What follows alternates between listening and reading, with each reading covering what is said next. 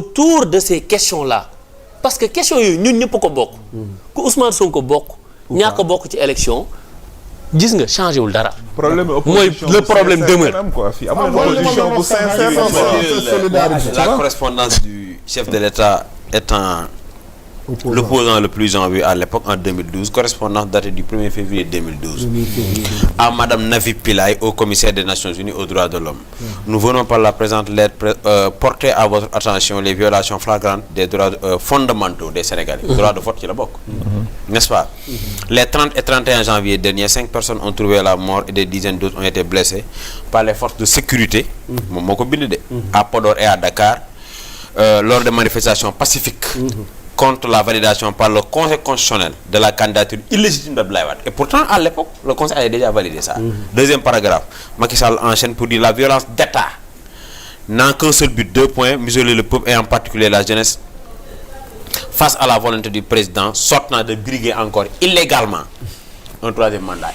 Et à l'époque, le CC avait déjà validé. suñ doon bindaat lettre bi tey ñaata moor la ñuy def suñ doon bindaat lettre bi tey ñaata moor la ñuy def. ba pare il signe pour dire que Macky Sall ancien premier ministre du Sénégal. noonu la ko signé woon. waaw ancien premier ministre du Sénégal ancien président de l'Assemblée nationale du Sénégal candidat à la coalition Macky 2012 à la présidentielle du Sénégal. fii moo tax dara du fi réer li 2012 la woon li ngay wax. waaw 1er février 2024. Cheikh Ousmane yaa ngi doon wax sànq ci les alliés su fekkente ne loolu kiiwul mais nii may wax ak yow maa ngi recevoir benn invitation presse bu l'alliance des candidats aux fichiers jugés inexploitables. donc ñu ne ñoom. dañoo ñooñu fichier inexploitable. inexploitable nañ ko agrégé mooy ñooñu. boole lépp je pense. y compris bon ci li ma jot Malick Gueye. coalition Malick Gueye 2024 naataange Sénégal Mouhamadou Lamine Gueye candidat indépendant Adama Faye coalition Adama président Mouhamadou Madana Kane coalition Dundu Thione Niang coalition Jëf ak Thione Niang Mouhamadou Fadel Koné coalition Koné 2024 Oumar Silla candidat indépendant donc conférence de presse demain à partir de 16h pour xam naa peut-être revenir sur ce mais yaa ngi doon wax allez wala question boobu on peut passer. waaw si boobu on peut passer. d'accord kon mais ci wàllu question yi en attendant ñu def benn tour table pour mën a jeexal mooy le cas Ousmane Sonko Mame Mbaye Niang.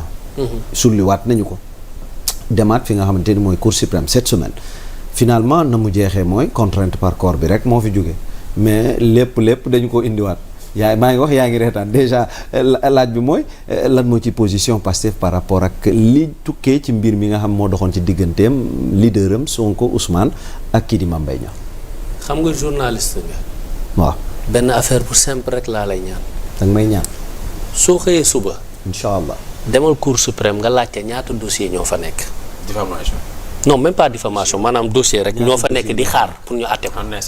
en instance.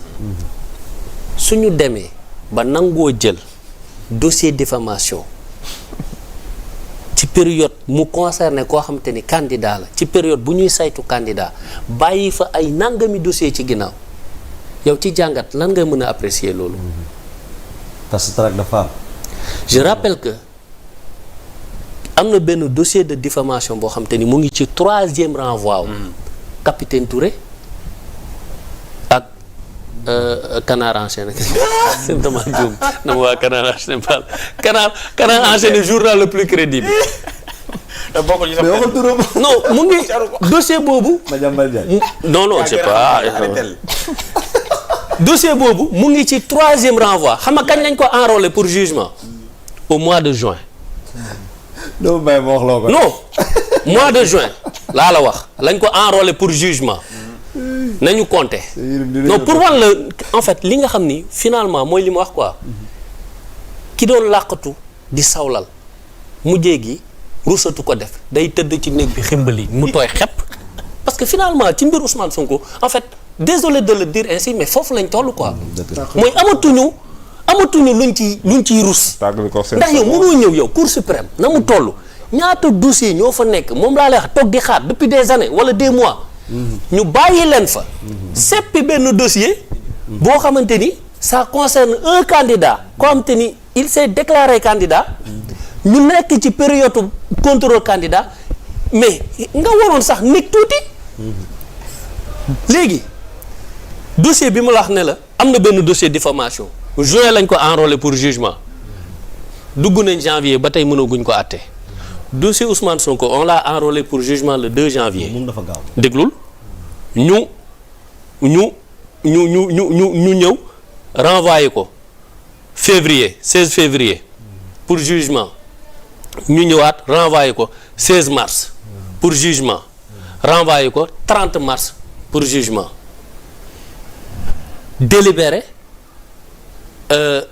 bi am comment dire délibéré bi am le 30 mars la ñu def délibéré diffamation janvier février mars 3 mois te dossier bu ñu ne dossier simple diffamation la nga ñëw ñu jugé ko 30 mars nga enrôlé appel bi ci avril bi délai d'appel bi Ousmane Sonko am sax xaaroo mu jeex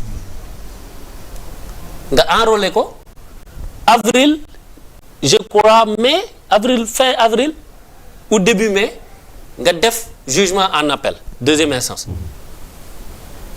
mu féete boor ñu def pourvoi en cassation avril mai juin juillet août septembre octobre novembre décembre 8 mois après ñu ñëw def cour suprême te beneen dossier diffamation laa la wax mu ngi fi toog 6 mois ba tey kenn mënu nga ko àtte Madiambal Diagne Souleymane Teliko seen dossier lan la du diffamation ani mu tey koo xamante ni am na une condamnation prononcée dossier bi fu mu ñu du cour suprême dañ ko àtte dossier boobu moo jiitu bu Ousmane Sonko xam nga li ma bëgg a feeñal foofu mooy suñu demee moo tax su Ousmane Sonko di wax ni li ma gën a métti tey justice moo ma ko teg bu nit ñi di kaas naan warul attaquer justice mais dafa joxe ay raisons yu tax mu war a mën a wax ci justice parce que lii ma la jox firnde la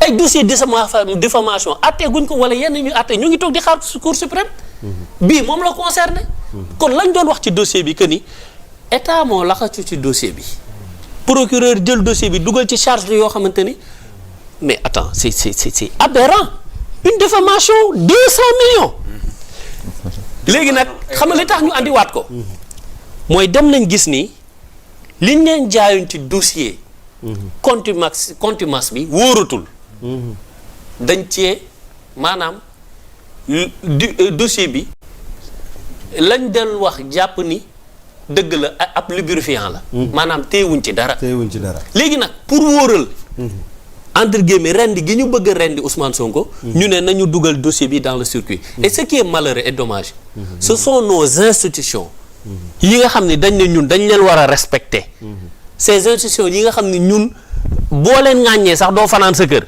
mais ce sont ces institutions là qui participent à la liquidation politique d'un opposant léegi ñu ne réew mi doo ko fi wax d'accord boo ko fi waxee ñu ne la non respecté woo justice mais attends lii fi am foog ñu tudd ko bu jaree ñu fanaan ci kaso ñu fanaan ci mais foog ñu tudd ko parce que liñ leen di fay du seen alal li ñuy jël ci yow la jël ko ci kii jël ko ci jël ko ci avantage ak privilège yi ñu leen di jox pour ñu def seen liggéey ni mu waree suñu poche lay jóge donc bu ñu kenn wax ne bu ñu joxe suñu avis ci justice on va le faire on va le refaire et autant le refaire ba keroog ñuy jàpp ni suñu justice bi tegu na ci yoon Sénégal ngay yeewu tey yow ñu ne la da nga am dossier justice donte ni yaa am dëgg sa xel du dal rawatina boo ko sekkee ku nguur ngemb xam nga lu dangereux ñu ngi seetaan ay injustice ñu koy teg ci réew mi quand c'est politique ñu ne suñu yoon newu ci damay joxe benn exemple bu ndaw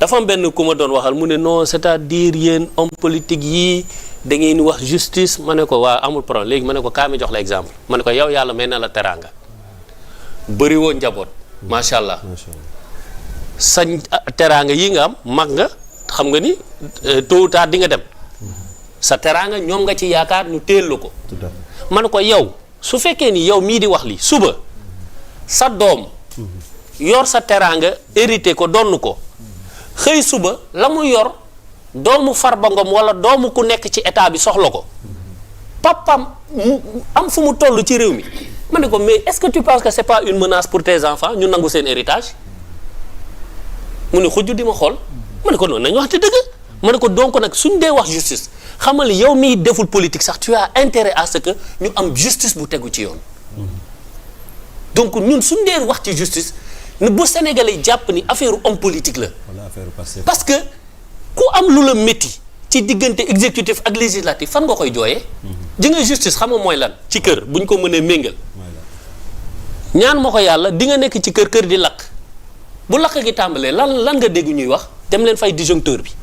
justice mooy disjoncteur u dëkk suñ demee ba dëkk nar a nërmelu justice moo koy réglé suñ demee ba dëkk naroo tegu anarchie ci réew justice moo koy réglé donc pilier boobu ñun mooy suñu dernier rempart parce que dañ ko yaakaar donc waruñu ko fowee mais nag c'est très dommage quand on voit des institutions yu toll foofu nëbbatuñ ko di wane clairement qu'il participe à la liquidation d'un opposant d'un adversaire politique boo xamante ni dafa menacer seen régime pourquoi ils le font du yoonu justice parce que bu doon justice rek dinañ andi dossier yoo xamante ni dossier Ousmane Sonko fekk na ko fa donc il le faut à quel dessein c'est les questions yooyu la Sénégalais yi di posé wu donc et malgré li ñu def nii avec ce dossier là bi ñu andiwaat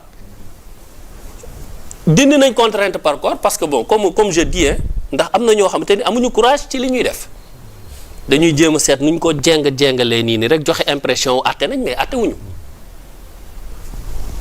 contrainte par corps la ñu dindi maintenir les 6 mois 6 mois yi xam nañ nan la def ba ñëw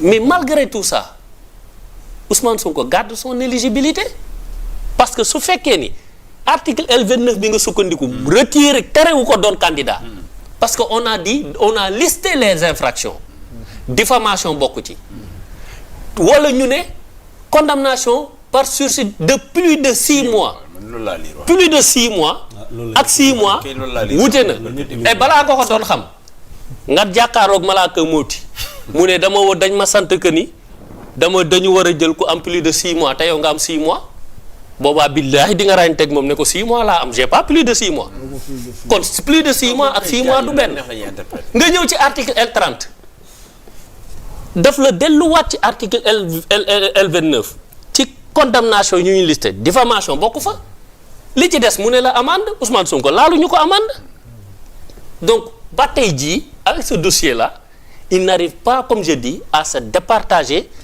de Ousmane Sonko. D'accord. te nag li métti te neexul ci xol. mooy ñoom li ma la wax seeni loi ya ñu la yaakaaroon pour écarter Ousmane Sonko léegi dañoo ñëw di violer loi yi amatuñ ci luñ ci rus quoi c'est malheureux c'est dommage. Force restera à la force. léegi nekk d'accord force restera à la loi. ayca moo tax Ndiasse yow bàyyi ma jox ko kon ndaxte dañu toll foo xam tour table la ñuy def pour après jox Ousseynou wala ma jox gars yi donc bàyyi ma dem ci Mansour Sy Cissé kon parce que donc tour table par rapport ak point bi di procès Mame Mbaye Niang bi ak Ousmane Sonko fi mu toll nii ñun tey pour boucler la boucle de l'émission ñoom jàpp nañ ne boucler nañu la boucle ci wàllu procès boobu donc sa impression très rapide. non foofu li ma fi wax mooy erreur bi Ousmane Sonko def mooy dafa nawloo Mame Mbaye Niang ci politique te nekkul nawleem ci politique. maanaam leader la d'envergure nationale qui dépasse les frontières nekk chef de parti xanaa xamuloo ni bu dul woon lii Mame Mbaye Niang du exister ci politique parce que Mame Mbaye Niang c'est quelqu'un qui compte dans la famille présidentielle mais il ne pèse rien du tout. dehors erreur boobu rek la def. non c'est ça la vérité. non du erreur. non si Sonko amul pour toog di tudd Mame Mbaye Niang quoi. non tudd mais attends. non mais lan la wax presse la def waaw non qu'est-ce qu'il a dit. waaw mais li mu wax. waaw problème bi. Mame Mbaye su ko neexee mu ne dafay def diffamation. mais li corsé dossier bi du plainte Mame Mbaye Niang. non je sais. c'est le procureur qui a ajouté des charges. waaw mais d'accord xam nga loolu d'accord. et deuxième chose c'est qu'il a dit mais gis nga OS bu tudd loolu Mame Mbaye Niang. non wala mu luyoon ni kenn ci lieutenant ñu tudd ko amaana peut-être dossier bi. c'est que kii fi muy waxee. non c'est-à-dire gis nga politique dafay am looy dépasser sa bopp pour man. qu'est-ce que Ousmane Sonko a dit. qu'est-ce que Ousmane Sonko a dit. waaw fàttali ñu ko yow. su taxawee ne. rapport jàpp ko waxul dëgg. où est le problème. mais attends c'est-à-dire